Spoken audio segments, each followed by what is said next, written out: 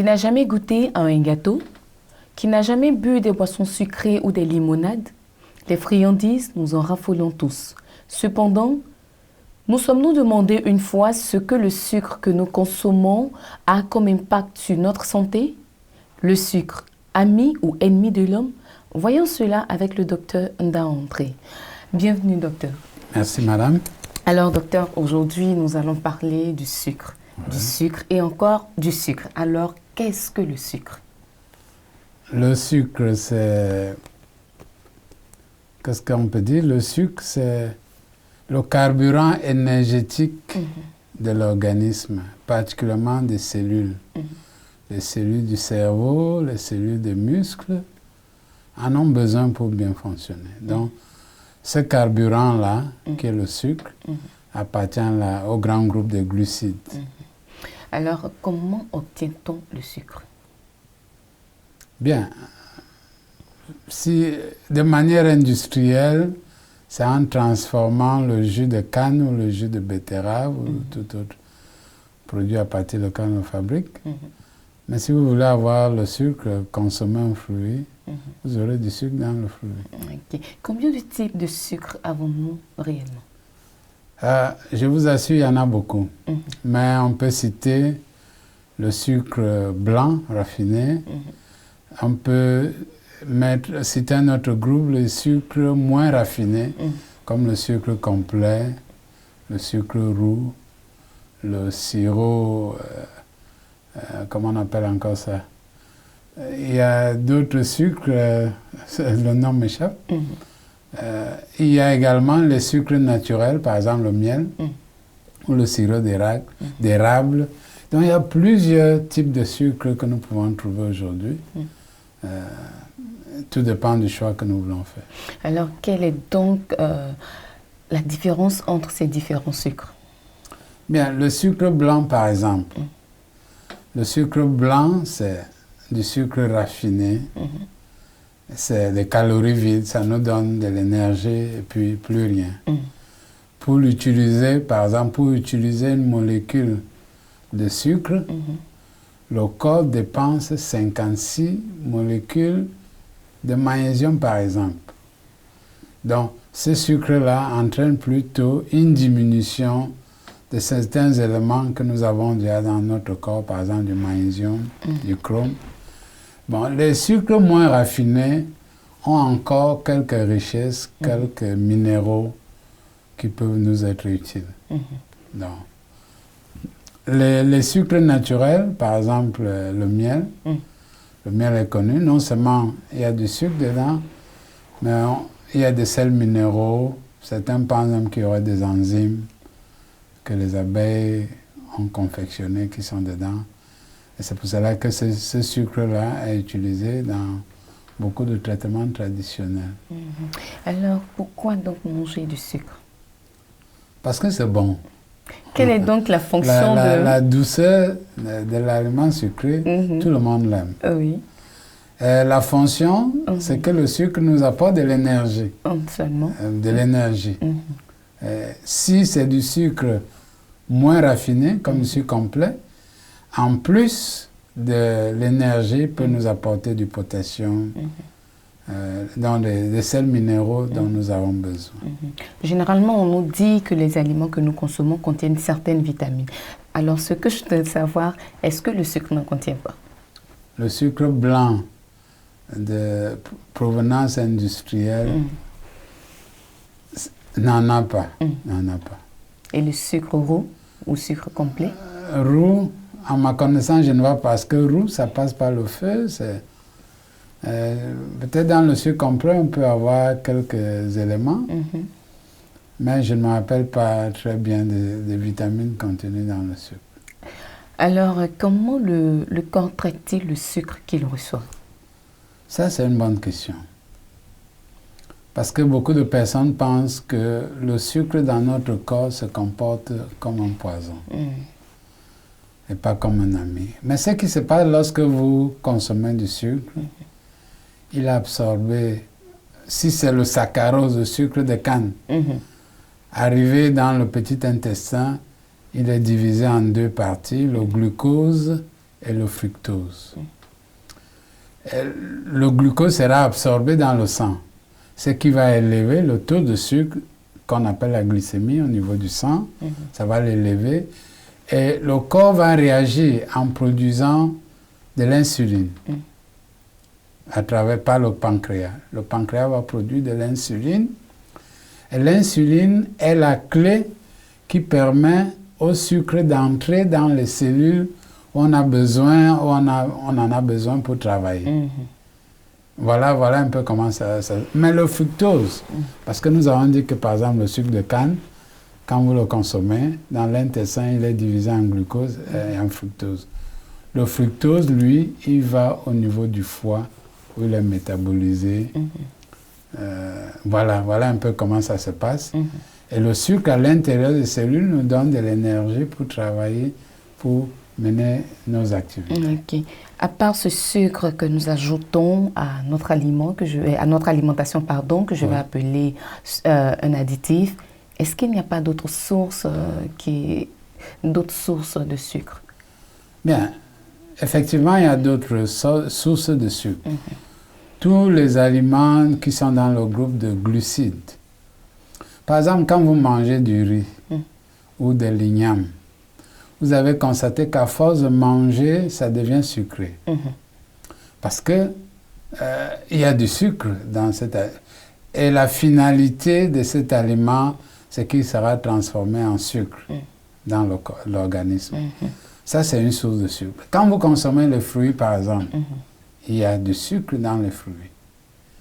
Donc, on peut trouver le sucre dans les glucides, on peut trouver du sucre également dans les fruits. Alors, quelle transformation les aliments, précisément les glucides, subissent dans l'organisme? D'abord, vous faites bien de poser cette question parce que beaucoup de personnes, lorsqu'elles mangent du riz, avalent tout simplement, avalent le riz. L'impression qu'on devrait mâcher le riz. Parce que la digestion des glucides commence dans la bouche. Vous devez mâcher, bien mâcher l'aliment, le mélanger avec la salive et permettre à l'amylase salivaire, cette enzyme qui est dans la salive, de commencer la digestion des glucides dans la bouche. Cela va se poursuivre au niveau de l'intestin grâce à d'autres amylases là-bas qui vont scinder ça, casser en petits morceaux et qui vont permettre d'avoir le sucre qui sera absorbé dans la circulation. C'est très important de répéter, de reprendre et dire que tout ce qui est féculent, qui a de la farine, on doit le mâcher correctement au niveau de la bouche. Sinon, on crée des perturbations au niveau de la digestion en avalant tout simplement sans que l'aliment ait été mélangé à la salive. Alors, est-ce que le sucre a des vertus médicinales? Je me rappelle, lorsque j'étais étudiant en médecine, j'ai vu faire des pansements avec le sucre. Ah bon? Oui, le sucre blanc, tout blanc. Ça semblait marcher parce que la plaie était propre et le processus de guérison avait commencé. En dehors de ce cas-là, il me semble, à ma connaissance, je ne vois pas le sucre industriel, là, je ne vois pas de vertu par rapport à ce sucre-là. Ok. Alors, docteur, aujourd'hui, plusieurs problèmes de santé sont attribués au sucre. Quelles sont donc les maladies causées par la consommation excessive du sucre? Avant de parler des maladies, il y a l'université Harvard aux États-Unis a publié une étude qui montrait que environ 3 millions de personnes meurent chaque année à cause du sucre. Ça veut dire que c'est un problème sérieux. Très sérieux. Voilà, les maladies provoquées par le sucre. Généralement, quand on parle de sucre et de maladies, on voit tout de suite le diabète. C'est vrai, le diabète, dans le diabète, il y a une quantité importante de sucre en circulation dans le corps, mais il n'y a pas une relation directe de sucre à diabète. C'est-à-dire que ce n'est pas une cause directe.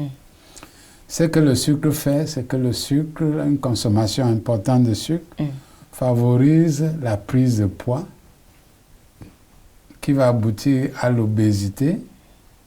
Et cette obésité est un facteur de risque du diabète de type 2. Également, la consommation de sucre produit ce que nous connaissons déjà tous, la carie dentaire, par exemple. Donc, ça, c'est des problèmes de santé liés au sucre. On allait même plus loin pour montrer que le sucre pouvait favoriser la survenue de certains cancers.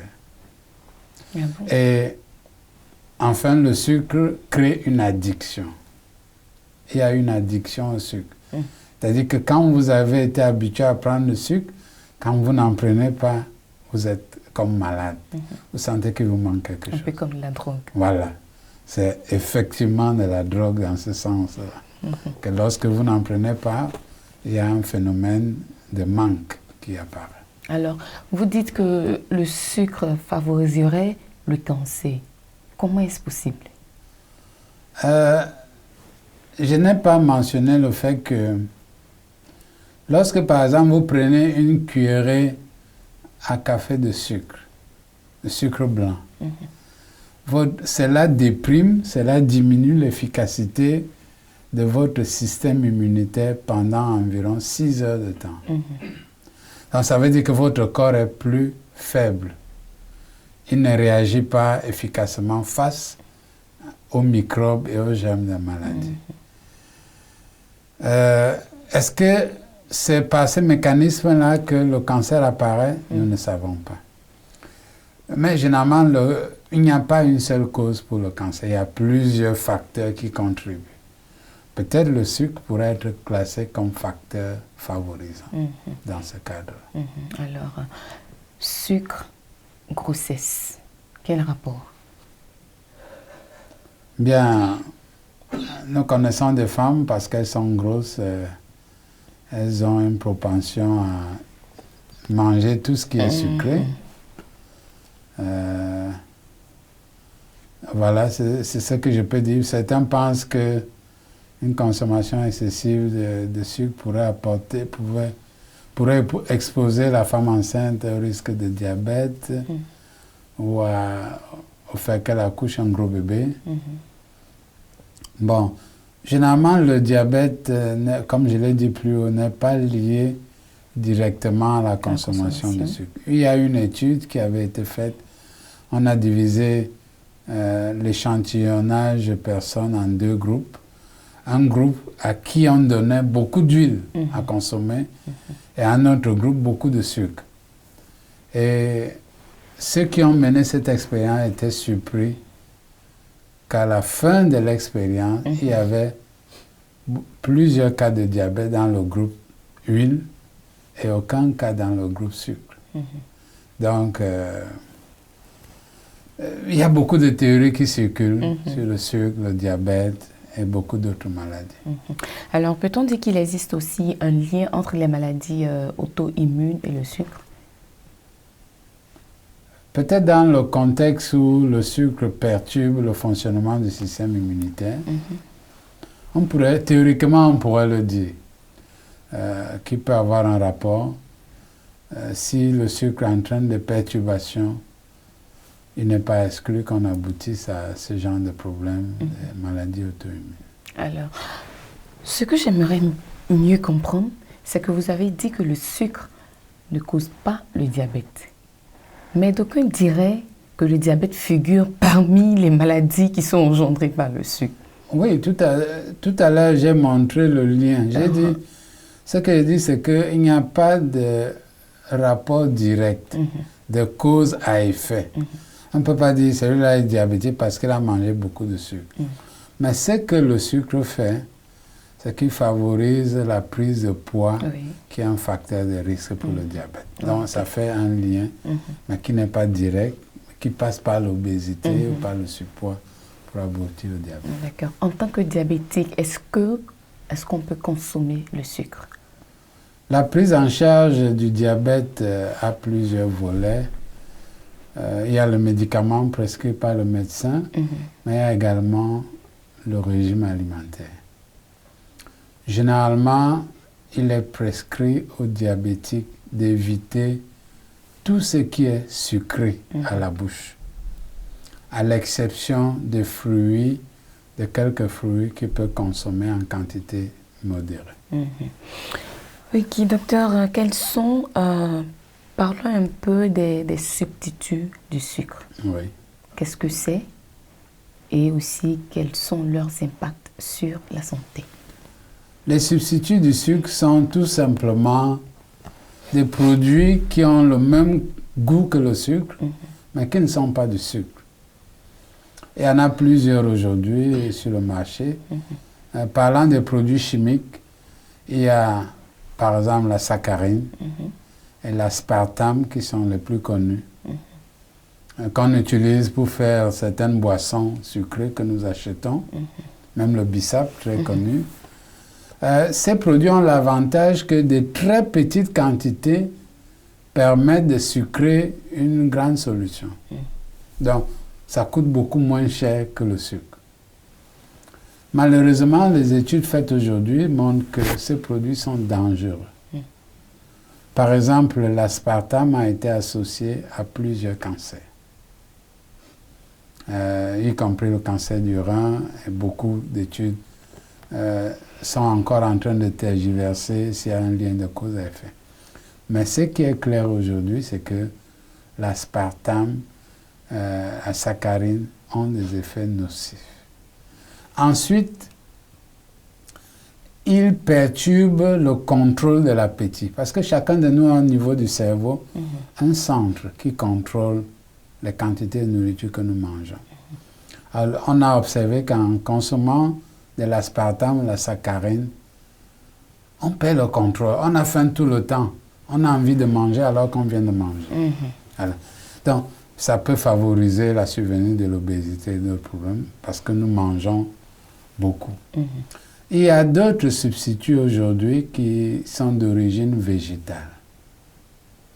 Il y a le xylitol, ça existe, et stevia. Ça provient des plantes et toutes les études faites jusque-là montrent que c'est des produits sains qui apparemment n'ont pas d'inconvénients au niveau de la santé.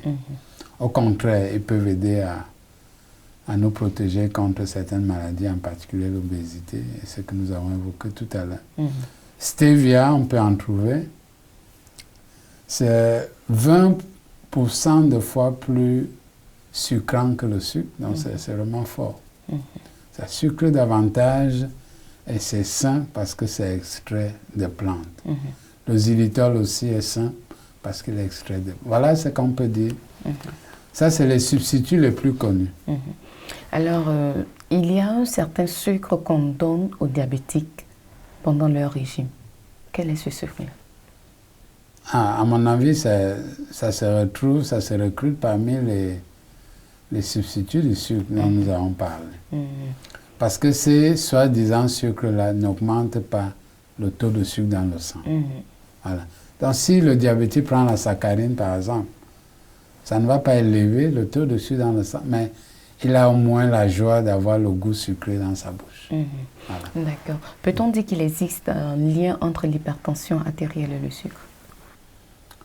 Dans le même contexte, vous savez, l'obésité est un facteur favorisant l'hypertension. Si on en consomme beaucoup, on sera obèse, on court un plus grand risque de devenir hypertendu. Et nous avons observé que lorsqu'un obèse est hypertendu, s'il perd du poids, cela lui permet, ça fait baisser ses chiffres tensionnels, la tension artérielle. Donc il y a un lien de ce côté-là. Alors, quels sont les éléments qu'on peut utiliser pour remplacer le sucre dans notre alimentation? Cet additif-là, comme je l'appelle. Bon, quels sont les aliments? Oui, quels sont les aliments? Consommer tout ce qui a de la farine, dans des proportions gardées, bien sûr. Consommer des fruits. Si vous le faites, vous n'avez pas besoin d'aller acheter un paquet de sucre ou un sac de sucre. Vous avez tout le sucre dont vous avez besoin à travers ces aliments-là, les glucides et les fruits. Alors, parce que nous voyons beaucoup de personnes qui aujourd'hui utilisent ce sucre qu'on retrouve sur les marchés, soit pour les ajouter à leur boisson, comme vous l'avez dit, soit à du jus de bissap, du jus de gingembre, et même dans les thés et les cafés. Alors, qu'est-ce que vous en pensez? Oui, bon, ces sucres-là sont nocifs, ça c'est le problème. Et même, il n'y a pas longtemps, j'ai lu les recommandations. Par exemple, ceux qui boivent ces boissons-là, café, thé, avec le lait, le sucre, ça peut être un problème, ça peut devenir nocif pour la santé. Tous ces sucres qu'on ajoute est nocif. Ça ne nous apporte rien parce que c'est dans le grand groupe, on appelle ça les calories vides. C'est des calories vides. Notre corps va l'utiliser, mais il produira l'utilisation de ce sucre-là entraînera des grosses pertes au niveau de notre corps. Alors, docteur, j'aimerais qu'on s'attarde encore un peu sur l'obésité. Pour quelqu'un qui a consommé du sucre ou qui se retrouve aujourd'hui obèse, qu'est-ce que cette personne peut faire pour réduire cette obésité-là afin de retrouver une vie normale? Ah, ça, vous posez une question intéressante pour nos amis obèses. Vous savez, trop souvent, plusieurs personnes pensent que notre corps fait quelque peu de l'arithmétique. Si nous mangeons beaucoup et nous dépensons très peu dans nos activités, l'excédent va rester comme le poids supplémentaire que nous avons. Si nous consommons, nous mangeons moins, mais nous travaillons beaucoup, théoriquement, nous allons perdre du poids. Mais si ce que nous mangeons correspond à notre activité, le poids sera le même, sans changement. Alors, lorsque quelqu'un est obèse, nous lui conseillons une alimentation essentiellement végétarienne. Il y a des aliments dont qu'il doit diminuer jusqu'au plus petit degré. C'est les huiles, c'est les sucres. Les sucres ajoutés, comme les additifs. Voilà. Il doit les réduire au plus petit niveau. De l'autre côté, il doit pratiquer de manière régulière de l'exercice physique. Un troisième élément qui est relié au premier, il doit diminuer les portions de nourriture qu'il consomme. C'est-à-dire que si vous avez un plat que vous mangez habituellement dans un plat bien chargé, vous commencez à le diviser en deux, vous ne mangez que la moitié de ce qui... Mais nous avons des preuves aujourd'hui qu'une alimentation essentiellement végétarienne contribue à contrôler le poids et à contrôler des maladies comme l'hypertension et même le diabète. Alors, qu'en est-il des diabétiques? Quel régime est-ce qu'on peut donner aux diabétiques? Le régime du diabétique ne doit pas être différent du nôtre. Oui. Tout ce qui est conseillé aux diabétiques, c'est ça qui est mieux pour nous. Moins d'huile, moins de sucre, c'est la même chose qui nous convient. Donc, si je consomme beaucoup de sucre parce que je ne suis pas diabétique, je suis à côté. Donc, le régime du diabétique est le régime que chacun de nous devrait adopter. Pas de sucre ou peu de sucre, très peu d'huile, plus de végétaux, des fruits, de l'exercice, que ce soit sous forme de marche. Voilà ce qui nous convient à tous. Quand vous posez cette question, je pense à la question qui nous a été posée une fois. On achetait du riz, pas poli, mais pas blanc là, mais du riz foncé, marron. Et quelqu'un a voulu savoir si nous cherchons le riz des diabétiques. En fait, c'est le bon riz pour nous tous, c'est pas seulement pour les diabétiques. Les diabétiques. Donc, tout ce qui convient aux diabétiques convient à chacun de nous qui n'est pas diabétique. C'est la meilleure façon de manger. Docteur, j'en parle pourquoi? Parce que j'ai quand même vu des gens qui, au lieu de consommer un repas normal, on leur donnait carrément, je peux dire, un morceau de chaque aliment. pour ne pas qu'ils atteignent, pour ne pas qu'ils aient un taux de glycémie assez élevé. Alors quand je demande à ces personnes-là, non, c'est pour éviter que j'ai quand même un taux de glycémie un peu élevé, pour ne pas que je rechute et tout ça. Que bon, le diabète m'aurait créé tellement de problèmes. Donc, c'est pourquoi je voudrais qu'on insiste là-dessus. Voilà. Ah, mais on n'a pas besoin de jeûner parce qu'on est diabétique. Je disais, aujourd'hui, la recommandation au niveau de notre plat, c'est que la moitié du plat devrait être constituée de légumes et de fruits. La moitié du plat devrait être fruits et légumes. Et le reste, on complète, si vous voulez, le haricot, tout ce que, ou autre chose, ou c'est le poisson que vous voulez, doivent occuper la moitié du plat qui reste.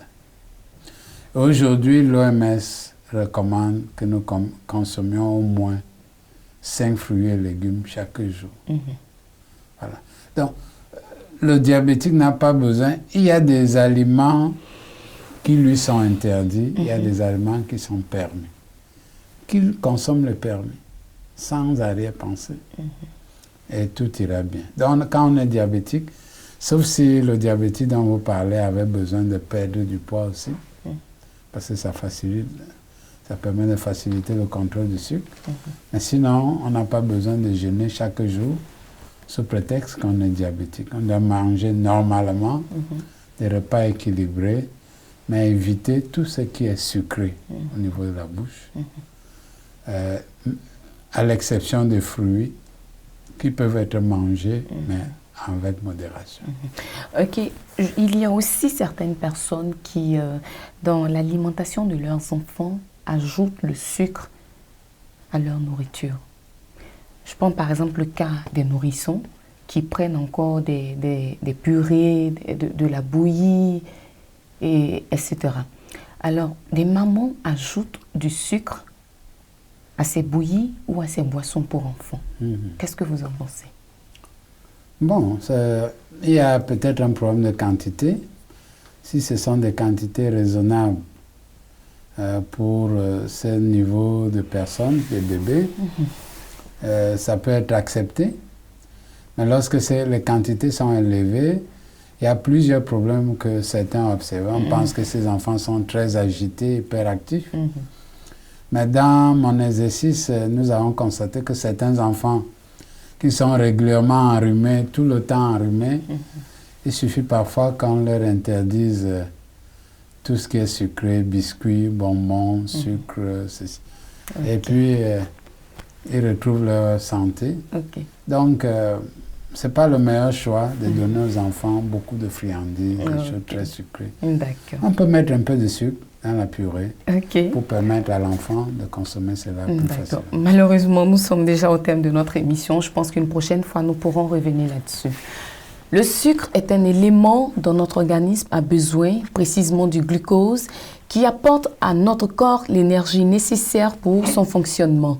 Mais une ingestion excessive du sucre cause des problèmes de santé. Pour être donc à l'abri de toutes ces maladies, réduire sa consommation en sucre tout simplement dans toutes nos recettes. Je vous dis au revoir et rendez-vous prochainement pour un autre numéro de Capital Santé.